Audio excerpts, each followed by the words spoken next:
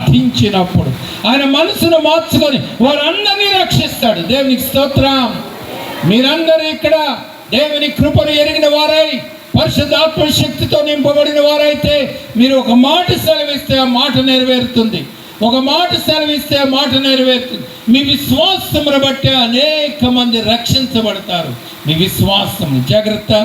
దేవుడు నిన్ను పిలిచి ఉన్నాడు. ఈ ఒంటరిలో నీతో ఉన్నాడు.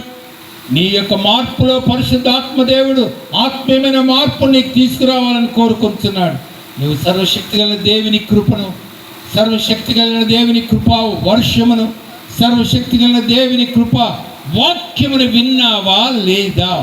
విన్న వాక్యమును నీ హృదయంలో పెట్టుకున్నావా లేదా? ఈ వాక్యమును విశ్వసించి ఉన్నావా లేదా?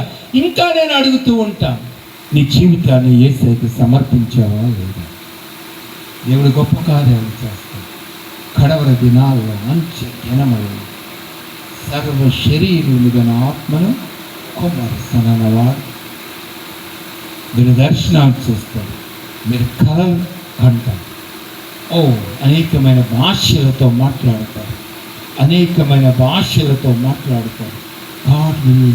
God will open your mouth. నీ నోరుని తెరుస్తాడు. దేవుడు నీకు ఇచ్చిన తలాంతులను ఆశీర్వదిస్తాడు. దేవుడు నీకు ఇచ్చిన తలాంతులను ఆశీర్వదిస్తాడు.